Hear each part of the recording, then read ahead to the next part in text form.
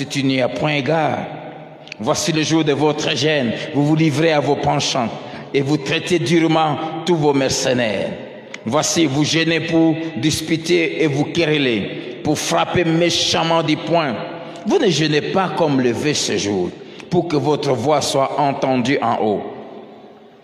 Est-ce là le gêne auquel je prends plaisir, un jour où l'homme humilie son âme, courber la tête comme un jonc et se coucher sur les sacs et la cendre? Est-ce là ce que tu appelleras un gêne, un jour agréable à l'Éternel? Voici le gêne auquel je prends plaisir. J'aime quand Dieu lui-même définit les choses, quand Dieu lui-même nous fait connaître ce qu'il veut que nous puissions faire et comment ça doit se faire. Voici le gêne auquel je prends plaisir. Détache les chaînes de la méchanceté, dénoue les liens de la servitude, renvoie libres les opprimés et que l'on rompe toute espèce de joug. Partage ton pain avec celui qui a faim et fais entrer dans ta maison les malheureux sans asile. Si tu vois un homme nu, couvre-le et ne te détourne pas de ton semblable. Alors ta lumière poindra comme l'aurore et ta guérison germera promptement. Ta justice marchera devant toi et la gloire de l'Éternel t'accompagnera. Alors tu appelleras et l'Éternel répondra. Tu crieras et il dira, me voici. Si tu éloignes du milieu de toi le joug, le geste menaçant et les discours injurieux, si tu donnes ta propre subsistance à celui qui a faim, si tu rassasies l'âme indigente, ta lumière s'élèvera sur l'obscurité et tes ténèbres seront comme le midi. L'Éternel sera toujours ton guide. Il rassasiera ton âme dans les lieux arides et il redonnera de la vigueur à tes membres. Tu seras comme un jardin arrosé, comme une source dont les eaux ne tarissent pas. Les tiens rebâtiront sur d'anciennes ruines. Tu relèveras des fondements antiques. On t'appellera réparateur des brèches. Celui qui restaure le chemin, qui rend le pays habitable. Si tu retiens ton pied pendant les sabbats pour ne pas faire ta volonté en mon saint jour, si tu fais du sabbat tes délices pour sanctifier l'Éternel en le glorifiant, et si tu l'honores en ne suivant point tes voies, en ne te livrant pas à tes penchants et à des vains discours, alors tu mettras ton plaisir en l'Éternel, et je te ferai monter sur les hauteurs du pays. Je te ferai jouir de l'héritage de Jacob ton père. Et il signe. Car la bouche de l'Éternel a parlé. Amen. Le vrai gêne et ses résultats. Nous avions défini le gêne comme la parole que nous venons de lire elle-même l'a défini, c'est se priver d'eux. Et deuxièmement, se priver d'eux pour. Et nous nous privons, c'est pour que notre voix soit entendue au ciel et pour que Dieu réponde, agisse, que Dieu nous soit favorable, que Dieu nous bénisse, que Dieu répande sa gloire sur nos vies. Et toutes ces choses, ça se fait dans les vies de ceux qui gênent, pas selon eux, mais selon Dieu. Et nous avons parlé de ce que ces gènes, ce que les gènes représentent aux yeux du Seigneur. C'est quelque chose, c'est un jour qui est agréable devant Dieu. C'est un jour où nous devons humilier nos cœurs. C'est un jour qui fait plaisir à Dieu. Seulement, gêner, ça ne se limite pas à se priver de la nourriture, à se priver de l'eau. Gêner aux yeux de Dieu, ce n'est pas simplement se coucher par terre, mortifier son corps, lui soumettre à certaines souffrances et certaines privations. Si tu veux que ton jeûne soit agréable, première chose, pratiquer la justice tous les jours. Deuxième chose, observer la loi de Dieu tous les jours. Et après ces introductions, nous avons commencé à parler des 5 vrais gènes, les gènes que Dieu aime, les gènes qui font plaisir à Dieu. Et nous avons dit une chose importante, ces gènes-là ne se limitent pas au nombre de jours ou des heures. Ce n'est pas un jeûne qu'on fait pour 3 jours, ce n'est pas un jeûne qu'on fait pour 10 jours, ce n'est pas un jeûne qu'on fait pour 2 semaines, ce n'est pas un jeûne qu'on fait pour 3 semaines, ce n'est pas un jeûne qu'on fait pour 40 jours et puis après on redevient à sa vie ancienne. C'est un jeûne permanent. C'est un jeûne qu'on fait tous les jours. Ces 5 jeûnes qui déclenchent la gloire de Dieu sont pratiqués tous les jours. Le premier des jeûnes dont nous avons parlé, c'est priver son corps et son âme de tous les pouvoirs qu'ils ont de nuire aux autres. C'est s'interdire. Interdire à son corps et à ses membres de faire du mal aux autres. Le deuxième jeûne dont nous avons parlé le jeudi consiste à se priver de la jouissance de certains de nos biens pour devenir la solution de Dieu aux problèmes des autres. Et ces jeûnes, nous les faisons tous les jours. Et si nous les pratiquons tous les jours, ces résultats, ces conséquences dont nous parle le prophète Ésaïe seront notre partage. Aujourd'hui, je vais parler du 3e jeûne qui fait plaisir à Dieu. Ce 3e jeûne consiste à faire du jour de l'Éternel l'objet de ses délices. Faire du jour de l'Éternel, le sabbat. Chez les Juifs, le sabbat c'était le samedi. Pour nous, dans la Nouvelle Alliance, c'est devenu le dimanche. Faire du jour de l'Éternel l'objet de nos délices. Bien-aimés, les hommes aiment des choses compliquées. Et ils pensent qu'en faisant des choses compliquées, ils peuvent flatter Dieu. Dieu, on ne le flatte pas. Dieu, on ne le manipule pas. Dieu, on ne l'influence pas. Dieu met des lois et des principes et il nous demande de nous y conformer. Et dès que nous le faisons, nous voyons sa gloire. C'est aussi simple que ça. Faire du jour de l'Éternel l'objet de ta joie.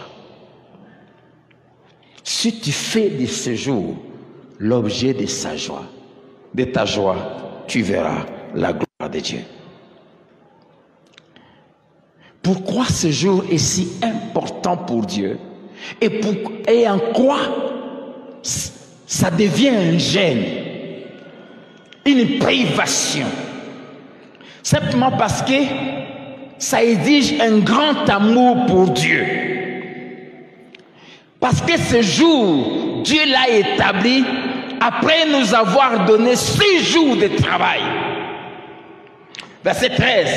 Si tu retiens ton pied pendant le sabbat pour ne pas faire ta volonté à mon saint jour, si tu fais du sabbat tes délices pour sanctifier l'Éternel en le glorifiant, et si tu l'honores en ne suivant point tes voies, en ne te livrant pas à tes penchants et à tes vains discours, alors tu mettras ton plaisir en l'Éternel.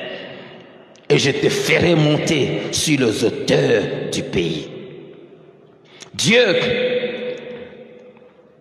nous a imposé de lui donner un jour propre à lui et à lui seul.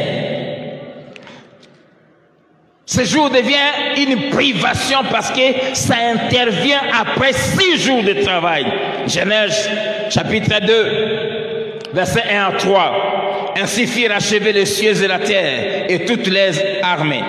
Dieu acheva au 7e jour son œuvre qu'il avait faite, et il se reposa au 7e jour de toute son œuvre qu'il avait faite. Dieu bénit le 7e jour et il les sanctifia, dit, il les mit à part, il le consacra. Parce qu'en ce jour, il se reposa de toute son œuvre qu'il avait créée en la faisant. Exode chapitre 20, versets 8 à 11. Souviens-toi du jour du repos pour les sanctifier. Dieu lui-même a sanctifié, a dit, il a mis à part ce jour, il a consacré ce jour, il a séparé, il a fait de ce jour un jour spécial. Et il nous donne comme ordre, nous aussi, de les sanctifier, de les mettre à part. Souviens-toi du jour du repos pour les sanctifier. Tu travailleras 6 jours et tu feras ton ouvrage, tout ton ouvrage. Mais le 7e jour est le jour du repos de l'Éternel ton Dieu. Tu ne feras aucun ouvrage, ni toi, ni ton fils, ni ta fille, ni ton serviteur, ni ta servante, ni ton bétail, ni l'étranger qui est dans tes portes. Car en 6 jours l'Éternel a fait les cieux, la terre et la mer, et tout ce qui est contenu. Et il s'est reposé le 7e jour. C'est pourquoi l'Éternel a béni le jour du repos et l'a sanctifié. Ce jour, c'est un jour spécial. Ce jour contient en lui des bénédictions que Dieu accorde à ceux qui les réservent, à ceux qui mettent aussi ce jour à part. Pourquoi? Parce que Dieu avait béni ce jour. Il a donné à ce jour un contenu appelé bénédiction. Amen. Ce n'est pas comme tous les jours. Il a mis dans ce jour un contenu appelé bénédiction. Comme je disais, ce jour c'est un jeûne parce que ce jour vient après 6 jours intenses de travail. Il vient après un moment où notre corps qui a travaillé 6 jours exige de se reposer. C'est là que ce jour devient un jeûne. Parce que, alors que le corps réclame, après avoir travaillé lundi, mardi, mercredi, jeudi, vendredi et samedi, il réclame de faire la grasse matinée de dimanche matin. Il réclame de dormir pour récupérer. Et Dieu te demande de priver à ton corps ces repos-là pour lui.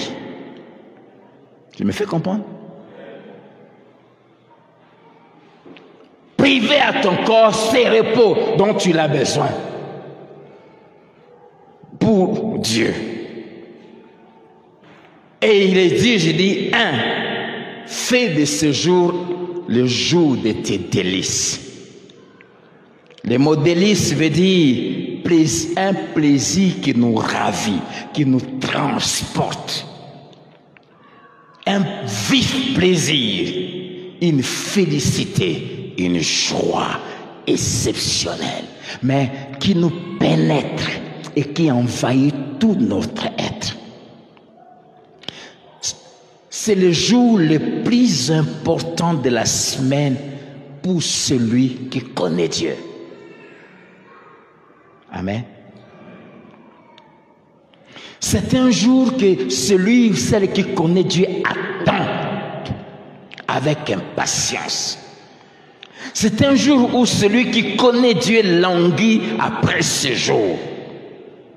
Le psaume 122, verset 1, David dit, « Je suis dans la joie quand on me dit, allons dans la maison de l'Éternel. »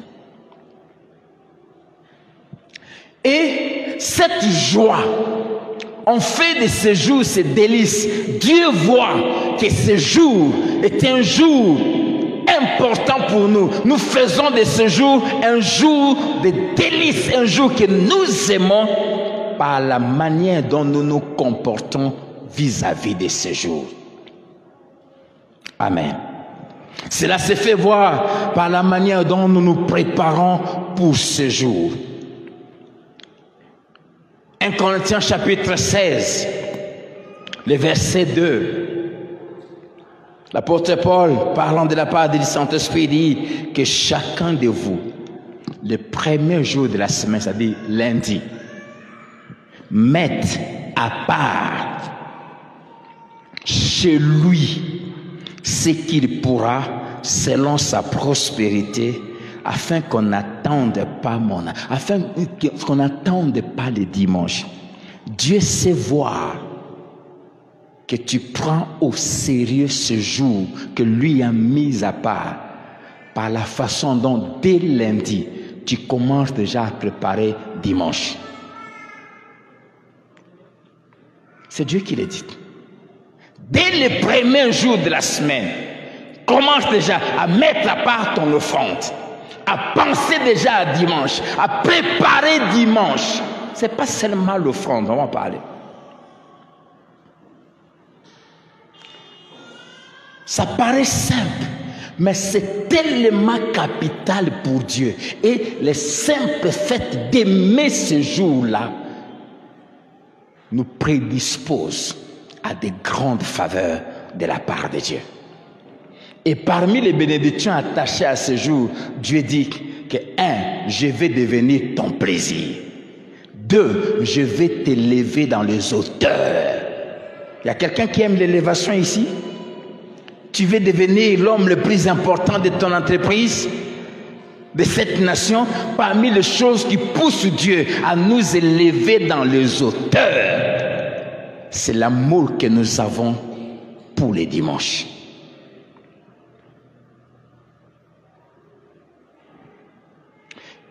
Troisièmement, il dit, je vais te faire jouir de l'héritage de ton père, de l'alliance.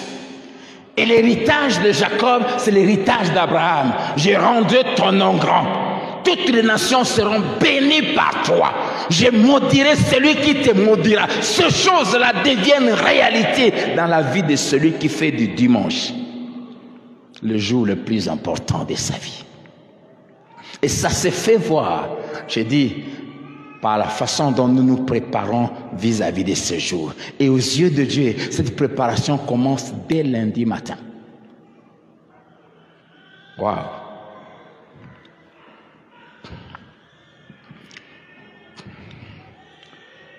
Ceux qui aiment ce jour apprêtent déjà les habits qu'ils vont porter le dimanche avant. Ils ne cherchent pas les habits dimanche matin, non. Je ne me rappelle pas un dimanche où j'ai apprêté des choses le matin. Jamais. Jamais. Comme je suis là, je sais déjà ce que je vais mettre le dimanche prochain. Ça se prépare. On montre l'empressement, l'amour qu'on a de ce jour. On met déjà de côté. On l'apprête déjà.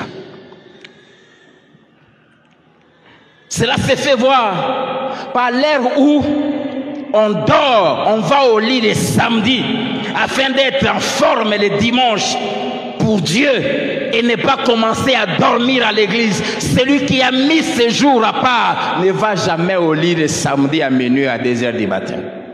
Jamais. Celui qui a fait du dimanche un jour consacré à Dieu, il va au lit le samedi à temps.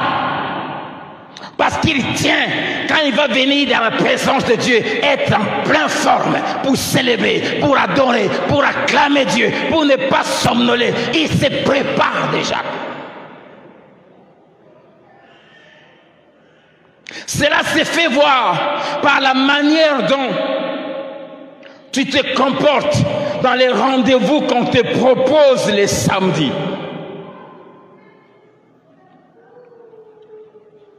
Je ne parle pas dans les fêtes, le samedi. C'est la date des années. Je ne parle pas. Mariage au culte, je me limite ici au culte. Parce que le dimanche, je dois être frais pour mon Dieu. Il m'a donné 6 jours pour faire tout ce que je veux faire. Marie-toi, fais des fêtes, célèbre, dors à 2 heures du matin, tu as 6 jours. Mais les dimanches, c'est consacré à lui.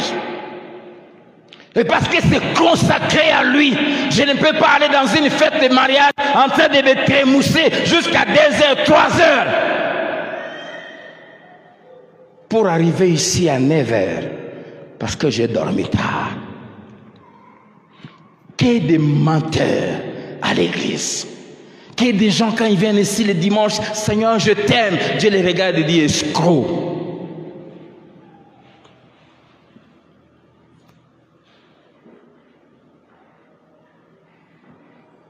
Ça ne se fait pas. Celui qui a mis ses jours à part n'accepte pas n'importe quel engagement samedi soir. Il ne l'accepte pas. Il ne l'accepte pas.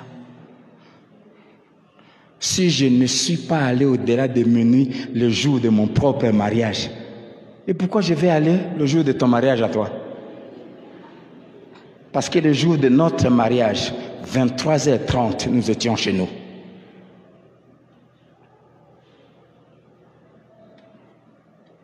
Des gens qui se disent chrétiens, qui comprennent l'importance du dimanche, ils se marient et ils entrent dans la salle à minuit. Souvent, ces gens de personnes sont des gens qui ont déjà couché ensemble. Ils n'ont rien à découvrir. Nous autres, qui attendaient ce jour-là, on est arrivés à 20h dans la salle. On dansait, je regardais la montre. Il faut partir. 23h pile. Bye bye. On est sorti 23h28. On entrait dans notre maison. Hey, je me suis marié à près de 32 ans. Et non seulement ça, parce que je ne peux pas manquer un culte au nom dont je me suis marié. Cette affaire-là, on a toute une vie pour ça. Le jour que Dieu a mis à part, il n'y a aucune raison que je peux avancer pour ne pas être là.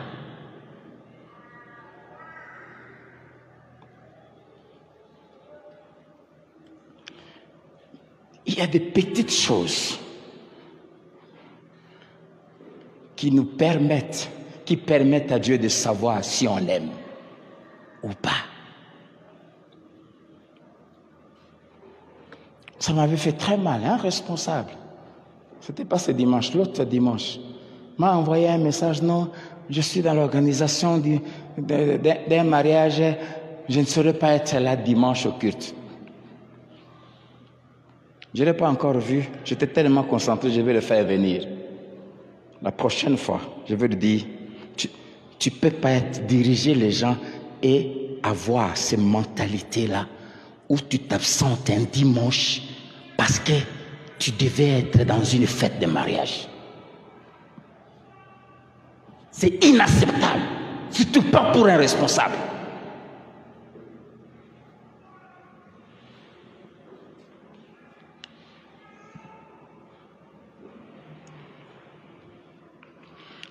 Ça se voit dans la préparation personnelle, spirituelle, pour venir ce dimanche-là en un bois déjà enflammé. Que des gens qui viennent le dimanche en bois mouillé, il est lourd. Les samedis, j'arrête de manger au plus tard à 15h. Et ça fait des années. Je ne mange pas après cette heure-là. Le soir, je prends du thé.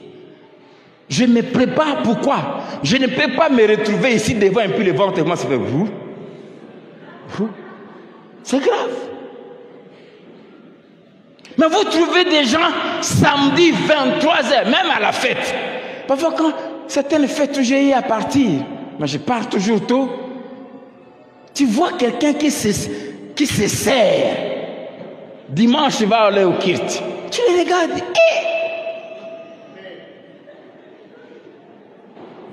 Ça fait une montagne là. Il est 23h, frère. C'est normal que tu arrives ici en retard. C'est normal que pendant qu'on adore, toi, tu fasses ça. Je ne sais pas comment fonctionnent vos intestins, mais chez moi, non. Tous ces sacrifices, ces privations-là, c'est ce que Dieu appelle le vrai jeûne. Parce que tu te prépares à venir lui offrir un culte raisonnable, un culte qui va réjouir son cœur. Si on peut comprendre que quelqu'un vienne en retard le mercredi, le jeudi, parce que tu travailles, tu termines le travail à 17h, il y en a qui terminent à 18h, il y en a même qui terminent à 19h. Mais le dimanche, venir en retard, c'est inacceptable pour celui et celle qui se fait appeler enfant de Dieu. Et rien que négliger ce jour-là, ça bloque Dieu à agir dans ta vie. Écoutez les termes que Dieu utilise. Verset 13. Si tu retiens ton pied pendant les sabbats pour ne pas faire ta volonté en mon saint jour, ne pas te comporter selon toi, ne pas fonctionner selon toi, ne pas venir dans ce jour-là selon toi, venir sans une préparation, venir sans y mettre de cœur. Si tu retiens ton pied pour ne pas faire ta propre volonté, faire les choses selon ta conception à toi, à mon saint jour. C'est un saint jour, c'est-à-dire un jour que j'ai mis à part pour que ce que j'ai créé, que j'ai donné la vie, la capacité de produire, de manger, de travailler, vienne me dire merci. En ce jour.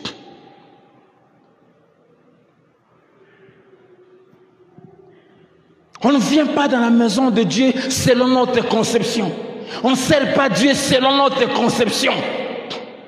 On ne fait pas les choses à l'église selon notre conception. J'ai toujours dit, la Bible dit la nature elle-même ne vous enseigne même pas. J'ai passé plusieurs années dans le séculier. Principalement dans les milieux dirigeants. On n'entre jamais après un chef. Jamais. Vous qui travaillez, vrai ou faux, dans une réunion, on ne rentre jamais après un chef. Tous les cultes sont des conseils des ministres, on va voir. On ne vient jamais après un chef. Je travaillais dans un cabinet politique et dès que les ministres entrent, les gardes qui sont à la porte ferment la porte. Deuxièmement, on ne se lève jamais avant le chef. Jamais.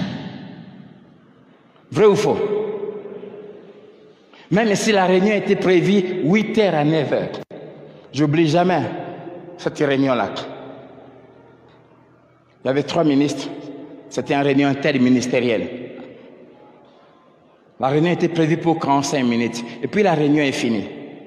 Quand la réunion est finie, les 2 autres ministres se sont levés. Le nôtre les a salués. Ils sont partis. Et puis il s'est assis. Quand ils se sont levés, nous aussi nous sommes levés. Mais personne n'est bougé. Il a parlé avec ses collègues, ils se sont fait des accolades, ils sont partis. Et puis il s'est remis. Conséquence, Bissonnier surtout, demi-femme ici. Et il a reçu un appel. Calmement, il a commencé à parler. 45 minutes. Il parlait au téléphone calmement. Il riait. Il rigolait. Qui bouge? Mais pourquoi vous faites ça ici? Pourquoi ici, Dieu n'a pas encore mis fin? Pourquoi vous vous levez?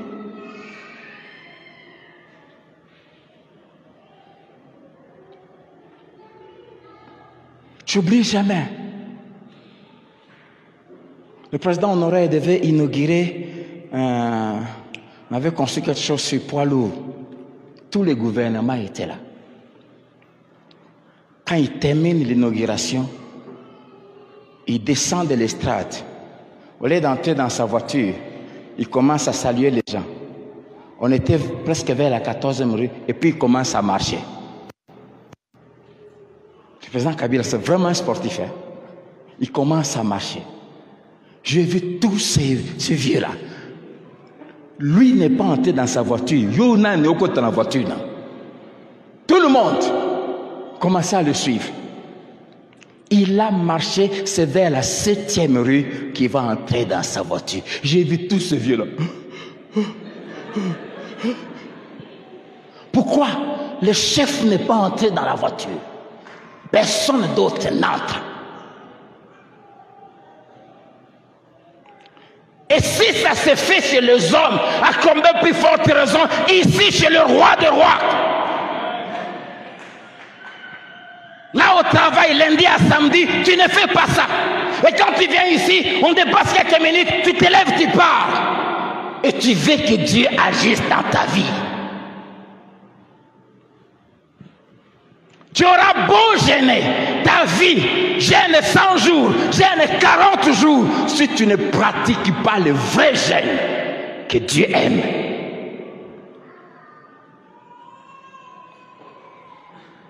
Zéro. Zéro. Le jeûne auquel je prends plaisir. Il y a des gens qui viennent le dimanche sans se préparer, sans prier même pendant 15 minutes, sans disposer le cœur.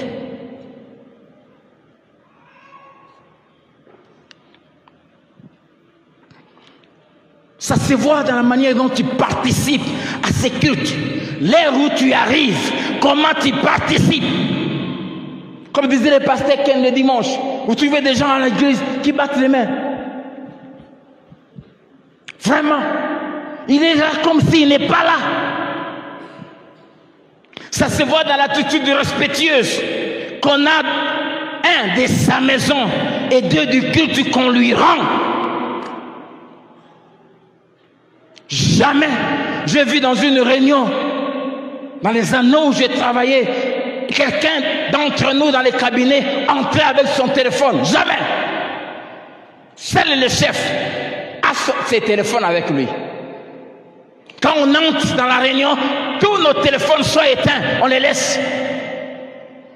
Mais vous trouvez des gens pendant les cultes en train de jouer avec leur téléphone. Pendant les cultes. L'attitude respectueuse qu'on a dans la présence du roi. Il y a des gens qui ne se mettent jamais à genoux. Il est écrit, venez, prosternons-nous, fléchissons les genoux devant le roi.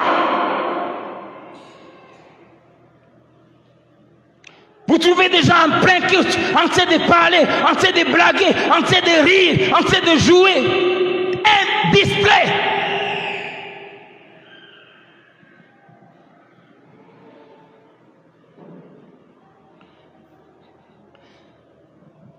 Ça, c'est jouer avec Dieu et son séjour. Ça se voit que ce jour est un jour de délices pour nous par la qualité des offrandes qu'on donne à Dieu. La qualité des billets qu'on donne. Malachie chapitre 1.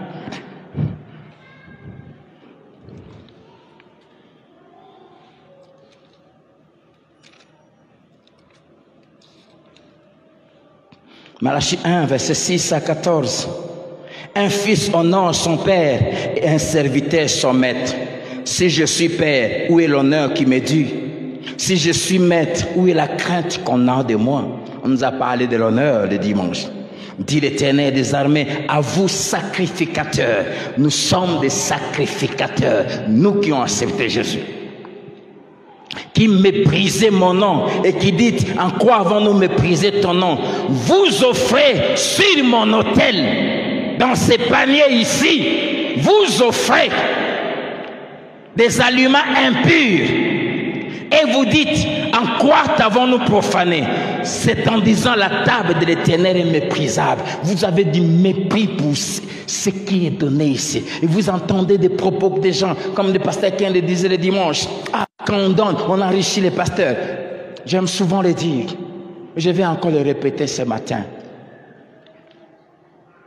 Je n'ai pas accepté de servir Dieu pour l'argent. L'argent, moi et cette femme, nous en avons touché avant de venir ici.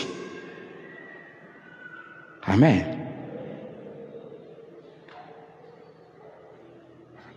Personne ne peut m'impressionner par l'argent parce que j'ai touché à l'argent.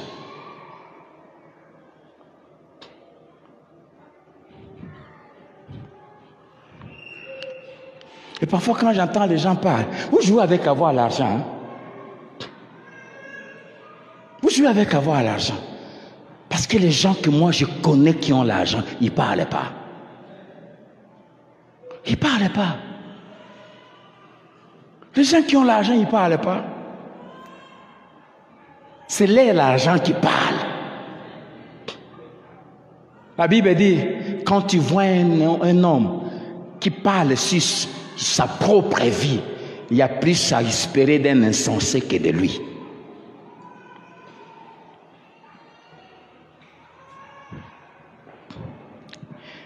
Quand vous offrez en sacrifice une bête avec des billets déchirés, chaque dimanche on a des billets qu'on ne sait même pas utiliser.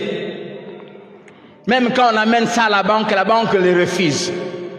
Et ceux qui viennent à l'église, ce sont eux qui les donnent. Quand vous en offrez une boiteuse ou un film, n'est-ce pas mal? Offre-la donc à ton gouverneur. Te recevras-tu bien? Te feras-tu bon accueil? Dit l'Éternel des armées. Verset 10. Lequel de vous fermera les portes pour que vous n'allumiez pas en vain le feu sur mon autel? Je ne prends aucun plaisir en vous, dit l'Éternel des armées, et les offrandes de votre main ne me sont point agréables.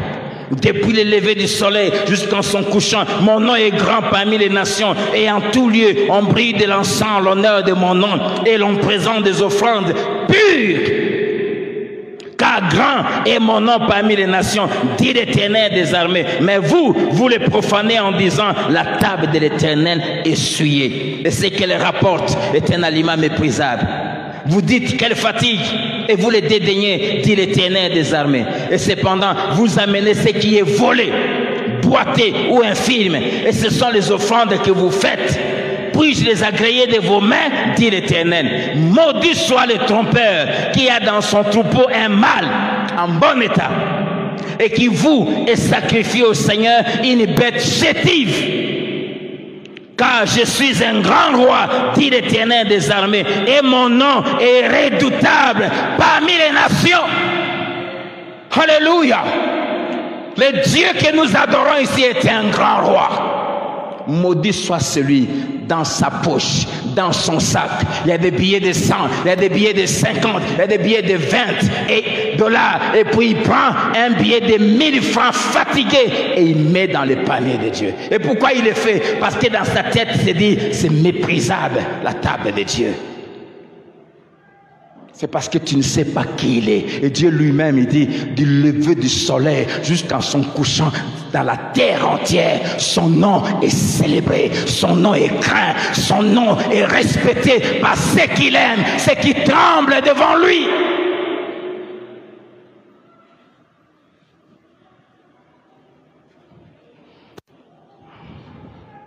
Non seulement par la qualité de ce qu'on lui donne, mais aussi par les montants en rapport avec ce que nous avons. Dans Luc 21, 1 à 4, Jésus dit, plusieurs ont donné les superflus. Oh, combien donnent les superflus? Le superflu de leur force physique, de leur santé, de leur intelligence, de leurs moyens.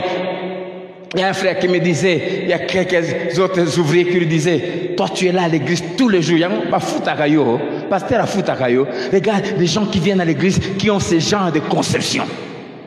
C'est triste.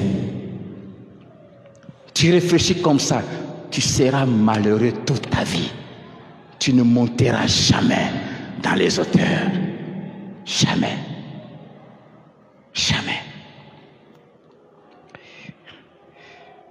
Ce jour est saint pour Dieu, consacré à lui. Il ne faut pas faire ta propre volonté, ne pas faire tes activités, ne pas s'absenter parce que tu dois aller dans une fête, aller récupérer une dette, aller dans un rendez-vous et s'absenter.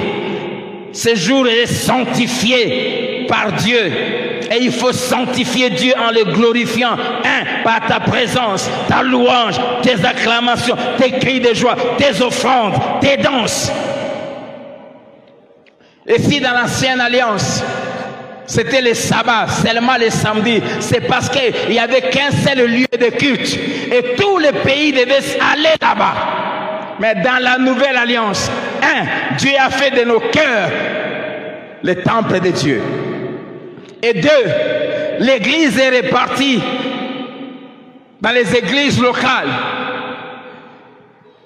C'est pour cela, les sabbats, ce n'est plus simplement les dimanches, mais aussi tous les autres jours de culte, comme les mercredis, comme les jeudis, quand on organise un séminaire. Et dans Jérémie chapitre 23, la Bible dit, c'est un de conseil des ministres que Dieu convoque pour décider ensemble sur les affaires de la nation, de nos familles, entre lui et nous, ses enfants. Le gouvernement de Dieu est composé par la partie céleste, composée de Dieu, des anges qui sont là-bas, et terrestre, nous les rachetés. Et chaque culte est un conseil des ministres. Vous n'avez aucune idée. Pendant qu'on adorait ici, pendant qu'on priait ici, les décisions qui se prenaient, les ordres que Dieu donnait, les anges les exécutaient dans nos familles, chez nos parents, chez nos frères et sœurs, au gouvernorat, dans les nations, dans l'armée, dans la police. Le fonctionnement du monde dépend des prières des saints. Et celui qui est conscient de sa responsabilité ne fuira jamais un culte. Ce sont des conseils des ministres où nous siégeons avec le roi. Et quand la maison de Dieu, le jour des cultes, nous les aimons, nous les mettons à part. J'ai aimé une sœur que j'ai prise pendant que je venais ici, vers 16 heures. Je l'ai prise un peu presque vers l'entrée de l'avenue ici. Quand elle est entrée, je lui ai dit, oh, tu as l'air très fatigué. Elle me dit, oui papa, je me sens trop fatigué. Dans ma prière, je viens du stage, je me suis dit, si j'ose rentrer à la maison, non, je vais arriver en retard. Je pars voir quelqu'un dont le cœur se prépare pour ce rendez-vous avec Dieu. Si tu fais ça, si tu fais du jour de l'Éternel un jour saint, un jour consacré, et si tu décides de faire de ce jour l'objet de ta joie, Dieu deviendra ta raison d'être. Dieu t'élèvera dans les hauteurs du pays. Amen. Dieu te donnera l'héritage d'Abraham. Et les nations verront que tu es un homme, une femme bénie de l'Éternel. Voilà le jeûne auquel Dieu prend plaisir. Ce jeûne-là, il faut le faire par rapport à tous les mercredis de ta vie sur terre, tous les jeudis de ta vie ici, tous les dimanches et à tous les rendez-vous de Dieu. Que Dieu vous bénisse.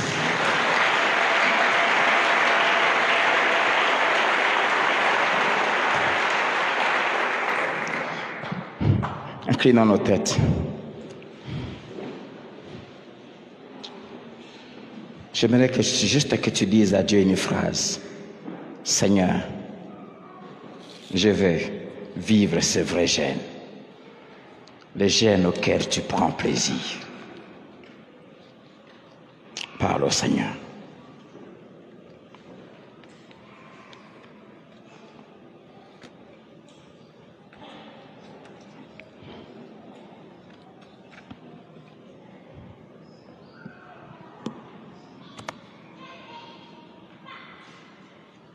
Change ta façon de considérer le jour des cultes. Tu veux l'élévation, prends au sérieux le jour réservé à Dieu.